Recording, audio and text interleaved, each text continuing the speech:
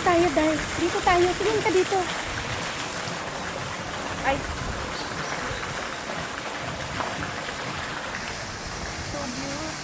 So, dyan kami papasok sa Jeonju Sikdang. So, first floor. Hindi, okay lang. I can adjust. Ano nga sa'yo? Wow. Ito na lang sa akin. Kumakas ko nun. Ha? Number 6 na lang sa akin. Eh? De? Let's go. Wow, it's so beautiful. Ganda, Day, oh. So, dito pala. Atin na naman ang ating na naman ang lugar. So, I think dito kasi kuha yung ano. Or dito na lang. Saan ba? Dito nang sumaluan siya. No? Doon tayo.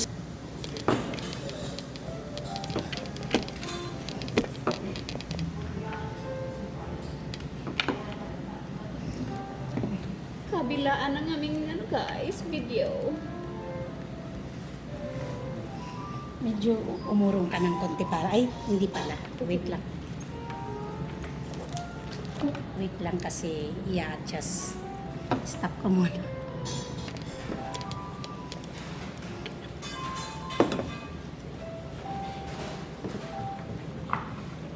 비빔밥 뜨거우면 조심하세요. 비빔밥 안에 고추장이 들어가 있어요. 예. 싱겁게 드시려면 덜어서 비비세요. 예.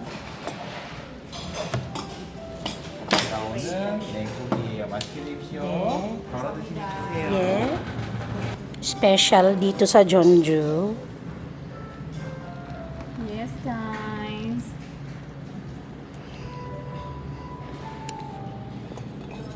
Ito yung ano namin, guys. Ito yung order ko, guys, kasi ay nako, guys. Kailangan ko mag-diet. Tulad na to. Ay, nandyan pala yung sara, guys. Yes. Thank you so much, guys. So, ihalo-halo ko lang siya, guys. Hanggang sa mga mature.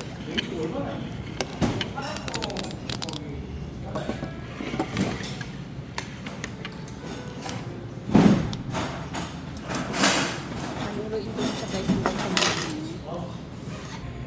Okay, let's That's it, guys. Hindi na mapaghilan. Kaya gutom na kami.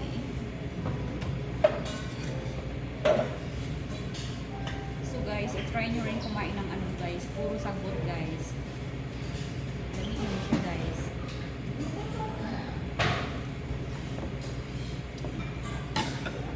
kimchi. Ito yung ano to, labanos. And So guys, mukhaong taguan, guys. Kimchi na. Ang sarap, guys. ito yung Ito yung karne. order mo, dahil. Ito yung order mo. Hindi ko alam yung order mo. Hindi, ito yung order ko sa dito. Ah. Okay lang. Kasi para makakain tayo kung gusto mo naman. Ihalo mo yan dahil hindi lang ganyan. I-need mo minutes lahat.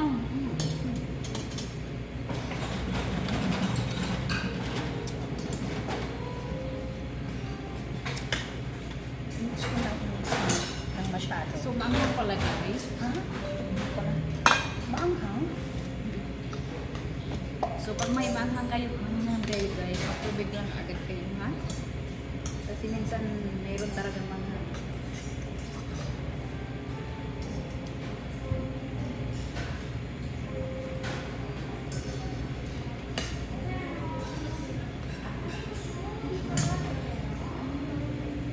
So, guys, yung sa video ko kanina, guys, meron talaga siyang pagpilian, guys. Kung wala kang pera din, yung sa ano mo, yung sa jeep yatok mo, house contract, yan ang gamitin mo kung wala kang ano. Kung wala kang money.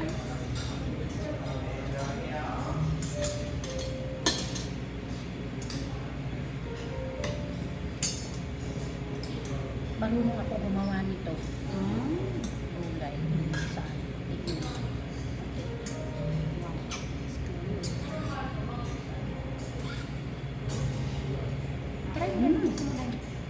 Hindi maanghang. Ah, Kailangan talaga i-mix mo lahat para malasahan mo yung lasa. Andyan kasi yung ingredients niya sa loob. Hindi maanghang girl. ito yung mamamil. Hindi mo malasahan yung sarap. Nandyan pa yung ingredients niya sa Kaya- loob. Hindi mo i-mix talaga ganito. Masarap, meron siyang sesame oil, Mm. guys. Masarap na ba yan? Yes, ako kaya ako bato-bato laging may karne. Pero ito kasi healthy to die.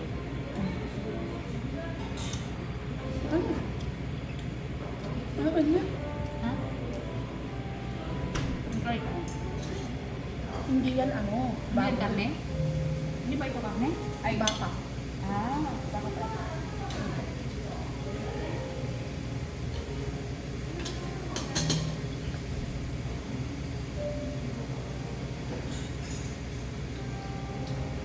Sarap. Sabayan mo na ito. Mm. Para kang kumain ng sanggitsan lang. Pero guys, ang iba na parang ang dami no? So, ano mo So, sasabi mo? ganito yung ano. Ang masasabi ko, masarap siya guys. I-try nyo rin kumain ng Healthy food. Ito mga yung Korean tawag foods na kasi kikimpap. healthy siya guys.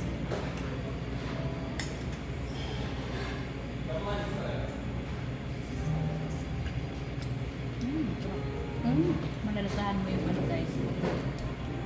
Na yung malinam na.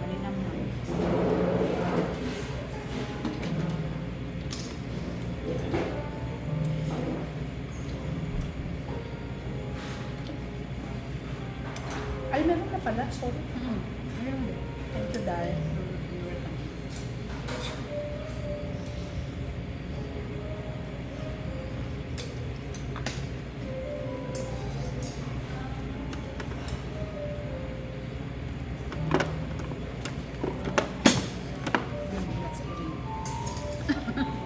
Yeah.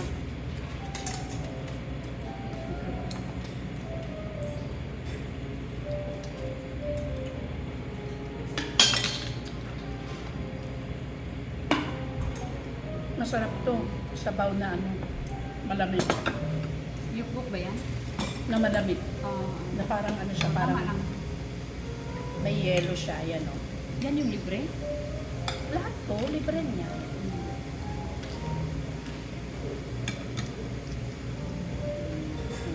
Kuha ka.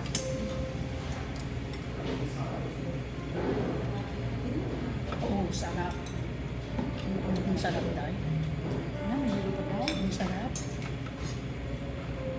Ang sarap.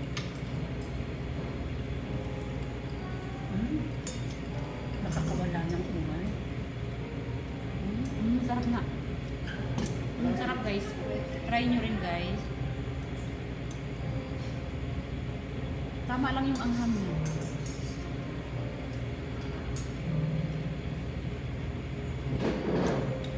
Malaki yung sarap na lang.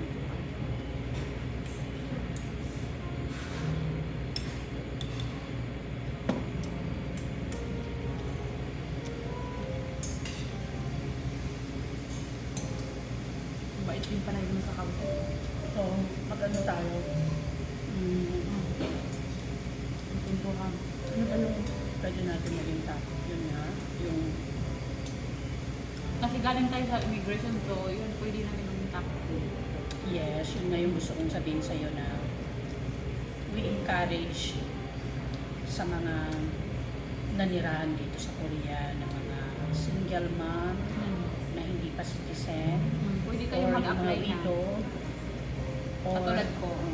kahit yung may mga asawa na may mga iba-ibang klase kasi ng asawa dahil na may Merong sumusuport, divorce. may sumusuporta sa pagsisitizen at meron naman Tama. ayaw nilang masitizen din yung asawa nila. May makanya-kanyang rason yan sila eh. Tapos may mga Pilipina naman na hindi nila binibigyan ng halaga yung pagiging citizen kasi parang iniisip nila din naman sila maninirahan sa Pilipinas. Pero ano ba yung dahilan na bakit kailangan talaga natin maging citizen? yung anak natin. Especially sa atin na mayroong mga anak. So, na-experience mo ngayon na na pumanaw na yung asawa mo, hindi ka pa citizen. Siyempre, nahirapan ako bilang isang Ano F6. yung, ano yung difference? Siyempre, pag Sige. F6 ka talaga, Para matutunan nila. Yun ka din. siyempre, pag mga barais, pag F6 ka, pag meron kang i-register, napaka-smooth yung mabilis, sobrang bilis. Pero pag sa F6, katulad ko, mahirapan ka maraming... Pag citizen ka mo, kasi F6 yung sinabi mo. Oo nga, pag citizen nga, sobrang smooth yung nila, walang kahirap-hirap. Unlike sa F6, katulad ko nga. So, nahihirapan ako, sobrang nahihirapan, maraming mga hinihingi sa mga requirements. Example ko po yung halimbawa guys, may mga ayuda dito sa South Korea, and then syempre mag-register ka kasi pwede kang yung tawag nito, kasi pwede kang makakuha ng ayuda.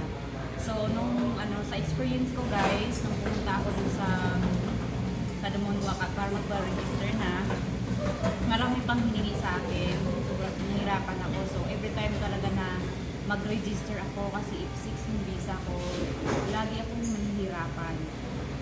So gusto ko talagang yan yung problema ko. So kaya kung maaari guys,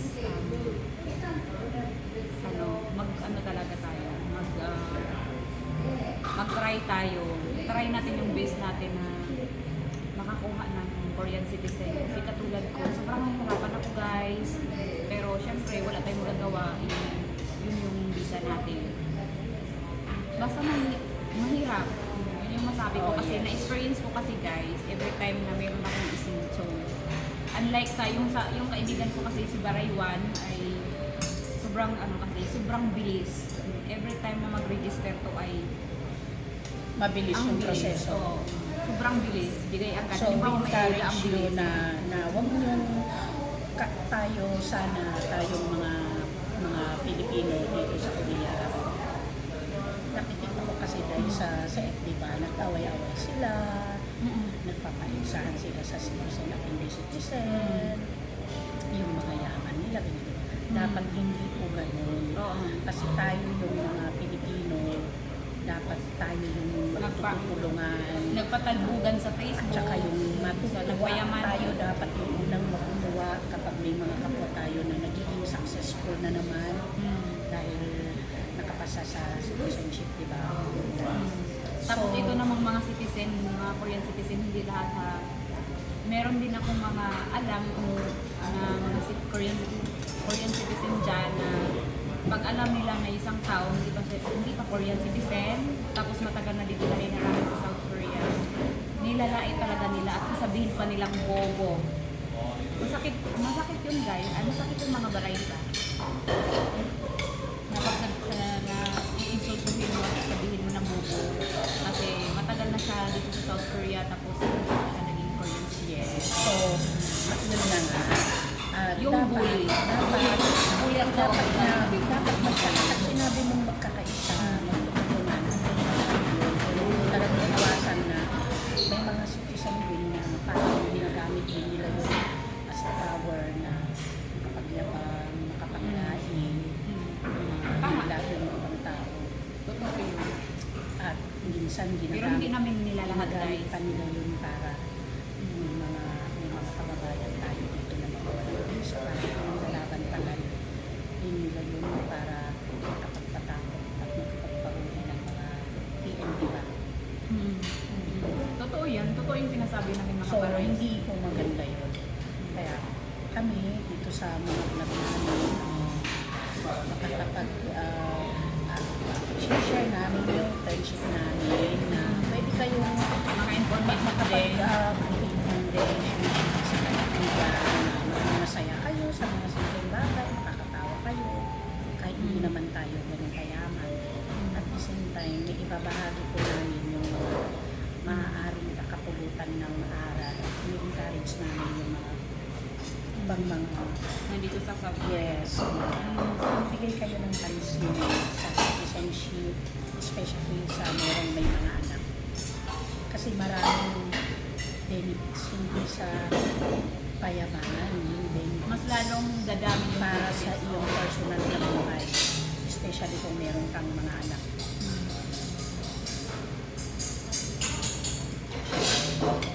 So, yun lang. Patayin na natin. So, yun lang muna tayo guys. So, kami ang mga baray. So, Sabay tayo. kami ang baray. Sa kuya, mga baray. Sarang kakasabi na. Bye-bye. Hininatin namin guys kasi may mga tao kumakain.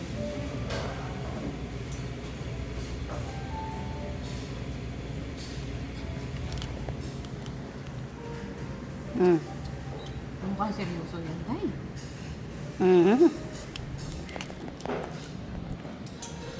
Hindi lang kami dito, marami kami. Ay, Maasim. ang sakit ng tuhod ko to, mama. Ah? Yun tayo dito. Teng, tereng, ting, ting, tereng, ting, ting, tereng, ting, ting.